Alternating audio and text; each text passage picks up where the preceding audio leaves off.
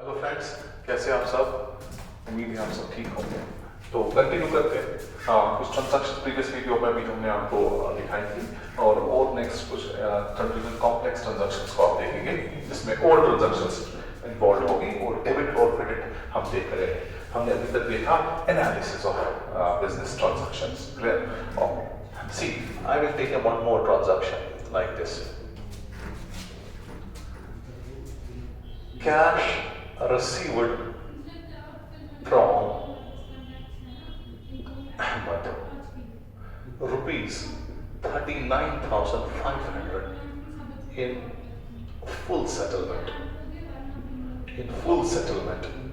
of his claim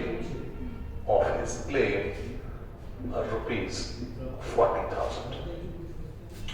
हमने cash receive किया इससे अहमद से कितना 39,500, लेकिन हमें उससे कितना रिसीव करना था असल में 40,000।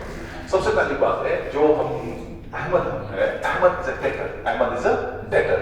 सो अहमद को हमें क्या करना था, अहमद हमारे पास जो है उसको 39,500 हमने उससे लिया, लेकिन हमें 40,000 रुपीज उससे लेने थे। कितने लेते? 40,000। तो अब 40,000 के बदले हम उससे 39,500 की ले रहे। ऐसा क्यों? क्लियर? सबसे पहली बात, क्यों हम अपने 500 रुपए छोड़े? इसलिए क्योंकि हमें भी कोई बेनिफिट होगा ना इसमें जब ये 500 रुपए हम छोड़ेंगे। फाइन। क्या है बेनिफिट? बेनिफिट ये है कि हम उसको कहते हैं कि आप ये पैसा जल्दी दोगे तभी हम ये 500 रुपए आपको दिखाएंगे। मान लीजिए अभी तो ये ट्रांजैक्शन होगी, मैं इस ट्रांजैक्शन का आपका पहले बैकग्राउंड समझाता हूं कि ये क्यों हमने ऐसा किया होगा। हमने 39,500, ठीक है, 39,500 रिसीव किया है। किससे किया रिसीव? अहमद से।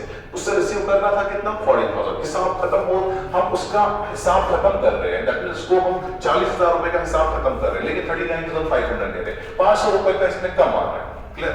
तो ये 500 रुपए डिस्काउंट, ठीक है, ये 500 रुपए क्या है? डिस्काउंट। और हम डिस्काउंट क्या कर रहे हैं? ये डिस्काउंट हम अलाउ कर रहे हैं। क्या कर रहे हैं? अलाउ। किसको कर रहे हैं डिस्काउंट अलाउ? वो हम अहमद को कर रहे हैं। अहमद कौन है? वो हमारा डेटर है।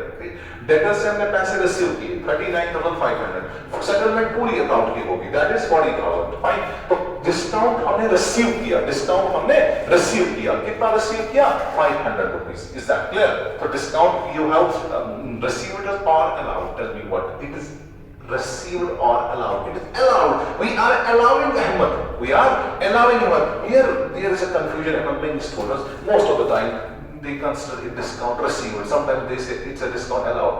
It is only allowed because you are a debtor. You are allowing him that we will not take 500 from you. We will allow you 500 rupees as discount. Fine. So what will be the account that will be involved in the transaction? Name of the account involved in the transaction. First is a cash. Obviously, cash is there. Second one is there, that is your discount. Discount is which discount? It is a cash discount because we have asked him to make the payment quickly, to make the promptness in receiving the cash from our debtor. For that purpose, we have given the discount. So this is the cash discount. It will be recorded in the accounts. Whereas trade discount is another form of discount that will never be recorded in the books of accounts. Trade discount is not to be recorded. Only which type of discount is to be recorded? That is cash discount. So which discount is this? This is cash discount. Is it allowed or received? It is allowed. Fine. Next is your debtor. That is Ahmad's account. Fine. So here cash is an asset. Nature of the account, asset. Discount is an expense for us because we are allowing him that the 500 we are not going to receive from you. One more is there, that's what is called as Ahmad. Ahmad is what? It is our debtor. Fine. Ahmad is our debtor. So it is again asset account because we are receiving the money from someone. That's the debtor. Fine. अब क्या करेंगे हम? Effect देखिए बेटा जी क्या है। Effect आपको क्या है कि जो हमारे पास यहाँ पे कैश है, कैश हमारा एसेट है, ये इंक्रीज हो जाएगा। क्या हो जाएगा? इंक्रीज। क्लियर है? और जो दूसरा है हमारे पास क्या? डिस्काउंट हमारे पास क्या है? That is an expense. Discount हमारा क्या है? एक्सपेंस। ये एक्सपेंस और बढ़ गए क्योंकि this is a kind of a loss और an expense because the treatment of the loss and expense is same. तो यहाँ पे हमने क्या देखा? डिस्काउंट और लॉस। सो ये भी इंक्रीज हो रहा है क्योंकि इससे पहले हमारा कोई चीज लॉस था, डिस्काउंट हमारा एक्सपेंस है या लॉस मान लीजिए, दोनों में से नो इश्यूज विद दैट। तो आपका डेबिट और क्रेडिट में कोई फर्क नहीं पड़ेगा। डिस्काउंट जो आपका है ना वो क्या हो गया, इंक्रीज, ठीक है, डिस्काउंट आपका इंक्रीज हो जाता है।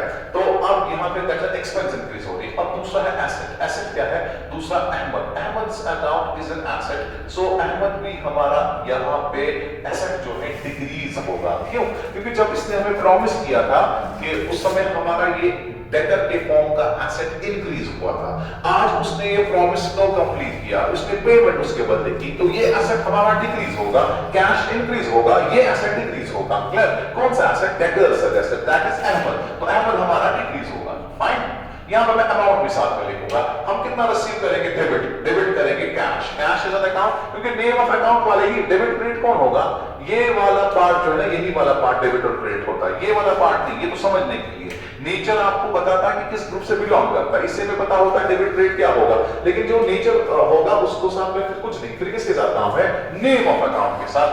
तो कैश अकाउंट जो बेटा जी आपके पास है वो डेबिट होगा, कितना डेबिट होगा, हमें सिर्फ आ रहा है 39,500। क्लियर, और उसके बाद आपके पास जो अहमद है, अहमद के पास कितना था, 40,000, हम इसके डेटर का हिसाब कंप्लीट करेंगे, डेटर का हिसाब पूरा दिखाएंगे, कितना, 40,000, हम क्रेडिट करेंगे कितना, 40,000। क्लियर है, तो डेबिट क्रेडिट हमने कितना दिखाया, 40,000, ठीक है।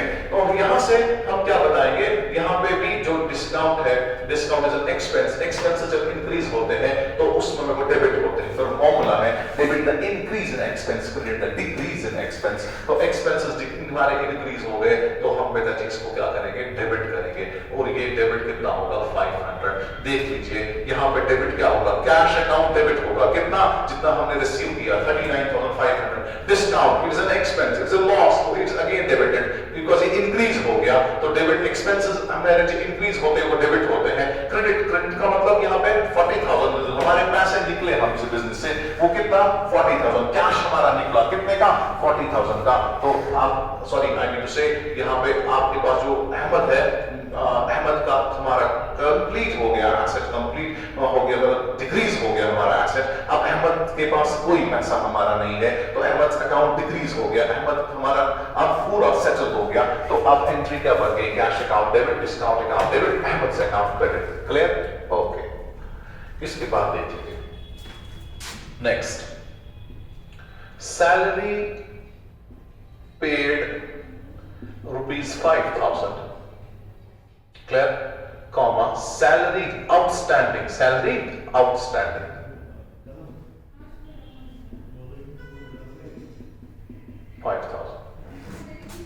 सैलरी कितना है बेटा जी, 5,000, और सैलरी आउटस्टैंडिंग कितनी है, 5,000। हमें सैलरी टोटल एम्प्लॉइज को देनी थी 10,000, उसमें से हमने जो पे किया है वो कितना है, 5,000, और अभी पे करना बाकी जो है that is outstanding, it becomes liability now, it becomes liability, it becomes liability. देखिए अभी सैलरी जो हमने पे की है वो कितनी है, 5,000, और जो अभी पे करनी बाकी है वो कितनी है, 5,000। तो इसका मतलब क्या है, सैलरी हमारा एक्सपेंस है, सैलरी हमारा एक्सपेंस है, सैलरी टोटल एक्सपेंस हमारा कितना है, ठीक है। हम पहले देखेंगे अकाउंट का नाम कौन कौन सा इन्वॉल्व होगा।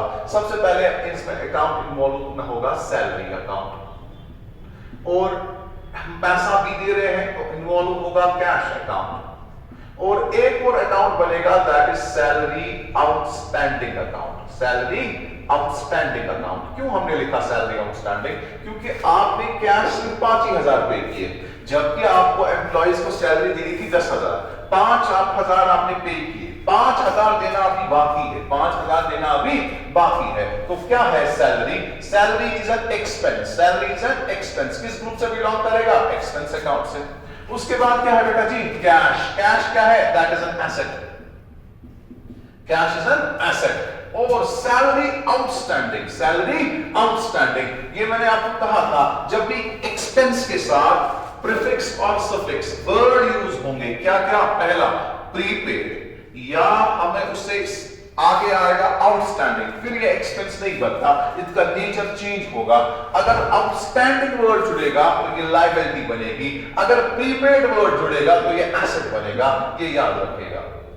क्या है, फिर से बताता हूं, सैलरी हमारी आउटस्टैंडिंग है, salary outstanding, it is a liability, it is a liability. So हमारी सैलरी अभी बाकी है, हमें 10,000 रुपए तनख्वाह देना था, लेकिन हमने 5 ही दिए, 5 अभी भी देना बाकी है। तो बाकी देना जो है इसका मतलब है हमें देना है, आगे फ्यूचर में पे करना है, तो वो बन गई ना लायबिलिटी। तो क्या लिखेंगे बेटा जी इधर, सैलरी अकाउंट जो हमारे पास है दैट इज एन एक्सपेंस। तो हमारा एक्सपेंस यहाँ इंक्रीज हो रहा है, सैलरी हमारी एक्सपेंस हमारी है, ठीक है, इंक्रीज होगा, एक्सपेंस हमारा बढ़ेगा, खर्चा और बढ़ गया, हमारी सैलरी जैसे हमें हो गई खर्चा बढ़ गया।